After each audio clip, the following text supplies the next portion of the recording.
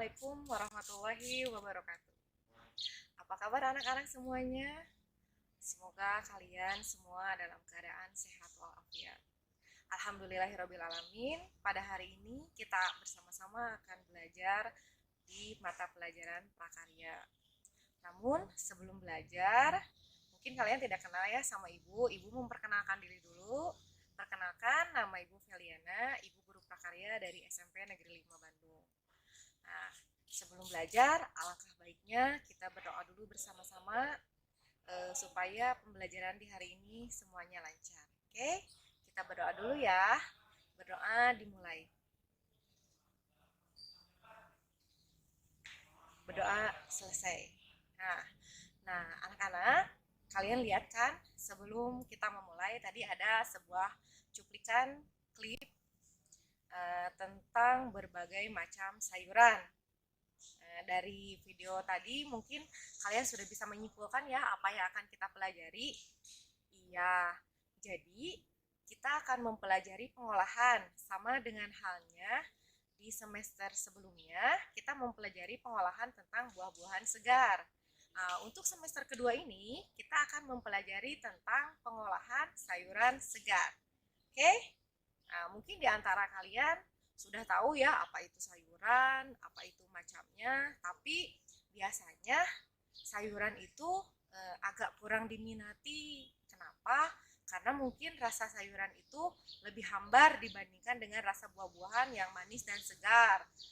Maka dari itu, kalian tolong simak baik-baik apa yang akan Ibu jelaskan nanti, karena mudah-mudahan setelah penjelasan ini kalian akan lebih menyukai sayuran untuk dimakan di kehidupan kita sehari-hari, karena bagaimanapun sayuran itu banyak sekali manfaatnya.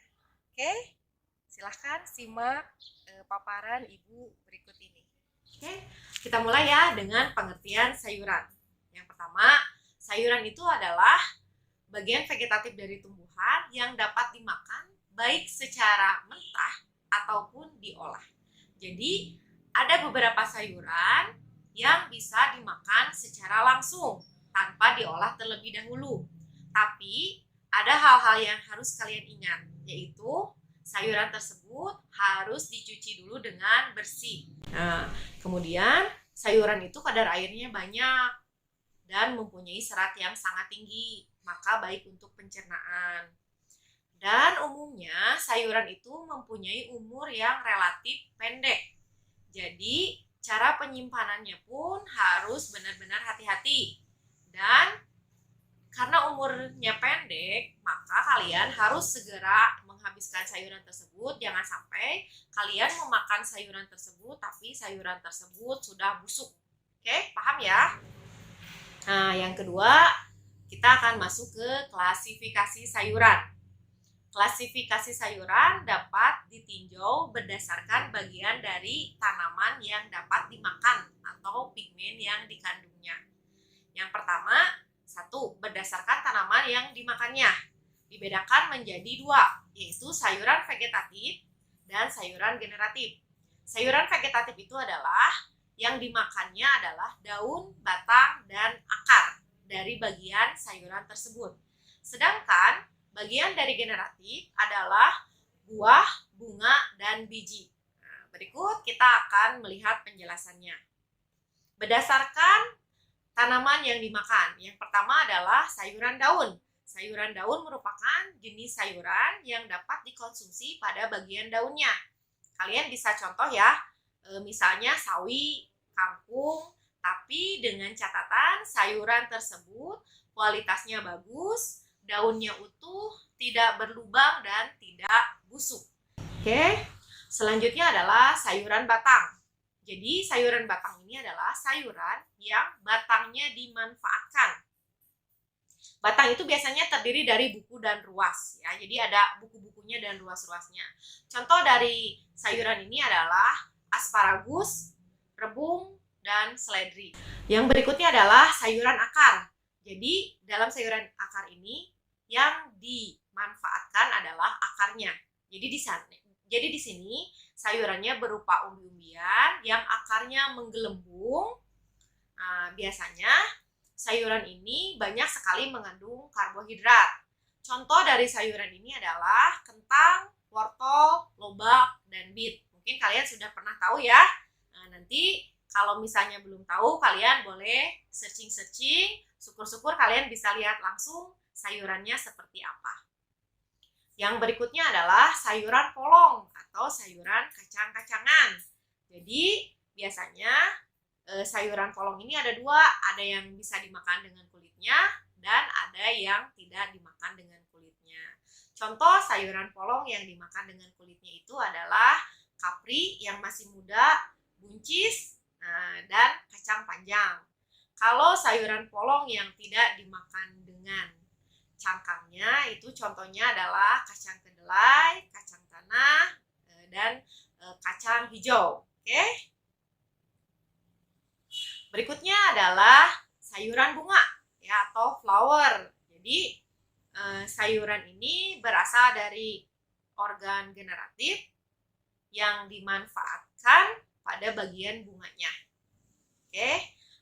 Jadi sayuran ini dikatakan seperti bunga gitu. Contohnya itu adalah sayuran kembang kol atau brokoli. Jadi bentuknya seperti bunga. Itu disebutnya bunga ya, sayuran generatif yang berasal dari bunga. Kalau yang tadi adalah sayuran generatif yang berasal dari biji yang polong ya. Kemudian sayuran buah. Nah, kalian kan suka bingung nih, Bu, kalau tomat itu termasuk buah atau sayuran? Nah, jadi di dalam sayuran pun ada klasifikasi yang namanya sayuran buah. Jadi sayuran buah itu salah satu contohnya itu adalah tomat segar, paprika, timun, dan terong yang sering kita lihat.